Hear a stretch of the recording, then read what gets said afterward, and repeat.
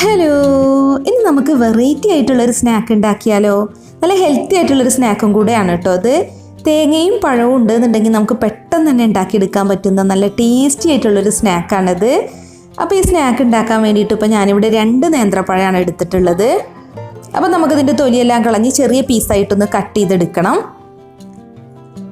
ഇനി ഒരു പാൻ എടുക്കുക, എന്നിട്ട് അതിലേക്ക് ഒരു 4 ടേബിൾ സ്പൂൺ നെയ്യ് ചേർക്കുക. ഇനിയിപ്പോൾ നെയ്യിന് പകരം വേണമെന്നുണ്ടെങ്കിൽ നമുക്ക് സൺഫ്ലവർ ഓയിലൊക്കെ എടുക്കാം കേട്ടോ, നെയ്യ് തന്നെ വേണമെന്നൊന്നുമില്ല.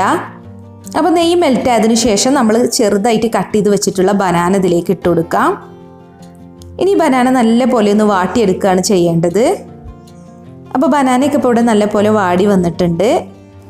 എന്നിട്ടൊരു തവി ഉപയോഗിച്ചിട്ട് ഈ ബനാനയൊക്കെ നല്ല പോലെ ഒന്ന് ഉടച്ചെടുക്കുക. അപ്പോൾ ബനാന നല്ല പോലെ ഉടച്ചതിന് ശേഷമാണ് നമ്മൾ ഈ സ്നാക്കൊക്കെ ഉണ്ടാക്കിയെടുക്കുന്നത്. ഇനി ഇതിലേക്ക് മധുരത്തിന് ആവശ്യമായിട്ട് ഞാനിപ്പോൾ 4 ടേബിൾ സ്പൂൺ പഞ്ചസാരയാണ് ചേർക്കുന്നത്. പിന്നെ നല്ലൊരു ഫ്ലേവറിന് വേണ്ടിയിട്ട് 3 ഏലക്കേൻ്റെ കുരു ഒന്ന് പൊടിച്ചെടുത്തിട്ടുണ്ട്. ഇനി പഞ്ചസാര മെൽറ്റ് ആവുന്നത് വരെ ഇതൊന്ന് ഇളക്കിയെടുക്കുക. പിന്നെ പഞ്ചസാര നമ്മൾ എടുക്കുന്ന ബനാനയുടെ മധുരത്തിനനുസരിച്ച് എടുത്താൽ മതി കേട്ടോ. ഇനി ഇതിലേക്ക് 1/2 കപ്പ് തേങ്ങ ചിരവിയതാണ് ചേർക്കുന്നത്. എന്നിട്ട് നന്നായിട്ടൊന്ന് മിക്സ് ചെയ്യുക. അപ്പോൾ വേണമെന്നുണ്ടെങ്കിൽ നമുക്കിതിലേക്ക് ഡെസിക്കേറ്റഡ് കോക്കനട്ട് പൗഡറും ചേർക്കാം കേട്ടോ. അപ്പോൾ ഇത് നന്നായിട്ട് ഡ്രൈ ആവുന്നത് വരെ ഒന്ന് ഇളക്കിയെടുക്കണം. വെള്ളത്തിൻ്റെ അംശം ഒട്ടും പാടില്ല കേട്ടോ.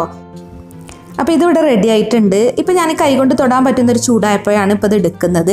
ഇനി നമ്മളിത് വലിയ 3 ബോൾസ് ആക്കിയിട്ടാണ് കേട്ടോ മാറ്റുന്നത്. നമ്മൾ ഏത് സൈസിലാണോ സ്നാക്ക് ഉണ്ടാക്കുന്നത് ആ സൈസിൽ ബോൾസ് ആക്കി മാറ്റിയാൽ മതി. ഞാനിപ്പോൾ 3 സ്നാക്കാണ് ഉണ്ടാക്കുന്നത്. ഇപ്പോൾ നിങ്ങൾക്ക് കുഞ്ഞു കുഞ്ഞു സ്നാക്കാക്കി എടുക്കാൻ താല്പര്യം ഉണ്ടെങ്കിൽ ചെറിയ ചെറിയ ബോൾസ് ആക്കി എടുത്താൽ മതി. നമ്മൾ കട്ട്ലറ്റൊക്കെ ഉണ്ടാക്കൂലേ, ആ ഒരു പരുവത്തിൽ വേണമെന്നുണ്ടെങ്കിൽ ഉണ്ടാക്കിയെടുക്കാം കേട്ടോ.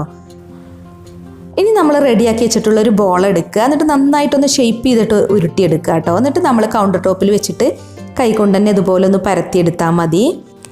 അപ്പോൾ ഞാനിപ്പോൾ ഇത് നല്ല തിക്നെസ്സിൽ തന്നെയാണ് പരത്തിയെടുത്തിട്ടുള്ളത്. ഇനി കൈകൊണ്ട് നല്ല പോലെ ഒന്ന് ഷേപ്പ് ചെയ്തെടുക്കുക. അപ്പോൾ ഇനി ബാക്കിയുള്ളത് നമുക്ക് ഇതുപോലെ തന്നെ ഒന്ന് പരത്തിയെടുക്കാം.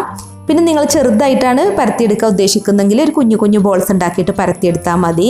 അപ്പോൾ ഞാൻ 3 ഇവിടെ റെഡിയാക്കിയിട്ടുണ്ട്. ഇനി ഇതൊന്ന് ഷാലോ ഫ്രൈ ചെയ്തെടുക്കണം. അപ്പോൾ അതിന് വേണ്ടിയിട്ടൊരു പാനിലേക്ക് 1 ടീസ്പൂൺ നെയ്യ് ചേർത്തിട്ടുണ്ട്. നെയ്യ് ചൂടായതിനു ശേഷം നമുക്കതിലേക്ക് നമ്മൾ ഉണ്ടാക്കി വെച്ചിട്ടുള്ള സ്നാക്ക് ഇട്ടൊന്ന് ഫ്രൈ ചെയ്യുക.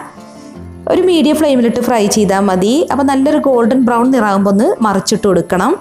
പിന്നെ നെയ്യ് തന്നെ വേണമെന്നില്ല കേട്ടോ, നമുക്ക് ഏതെങ്കിലും ഒരു ഓയിൽ ഉപയോഗിച്ചിട്ട് ഇത് ഫ്രൈ ചെയ്യാം. ഒരേ ടൈമിലും വേണമെന്നുണ്ടെങ്കിൽ നമുക്ക് 3 എണ്ണം ഫ്രൈ ചെയ്തെടുക്കാം കേട്ടോ, വലിയ പാനൊക്കെ ആണെന്നുണ്ടെങ്കിൽ. അപ്പോൾ 2 വശവും നന്നായിട്ട് ഫ്രൈ ആയി വന്നിട്ടുണ്ട്. ഇനി നമുക്കിത് പാനിൽ നിന്ന് മാറ്റാം. അപ്പോൾ നല്ല ടേസ്റ്റി ആയിട്ടുള്ളൊരു വെറൈറ്റി സ്നാക്ക് തന്നെയാണ് കേട്ടോ അത്. ഇനി ഇതിൻ്റെ മുകളിലേക്ക് ഭംഗിക്ക് വേണ്ടിയിട്ട് ഞാനിപ്പോൾ കുറച്ച് ഡെസിക്കേറ്റഡ് കോക്കനട്ട് പൗഡർ ഒന്ന് വിതറി ഇട്ട് കൊടുക്കുന്നുണ്ട്.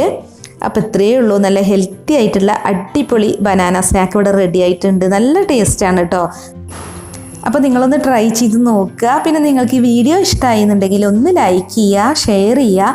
അതുപോലെ നിങ്ങളുടെ വിലയേറിയ അഭിപ്രായങ്ങൾ കമൻറ്റ് ചെയ്യാനും മറക്കരുതേ. അപ്പോൾ മറ്റൊരു അടിപൊളി റെസിപ്പിയുമായി നമുക്ക് വീണ്ടും കാണാം. താങ്ക്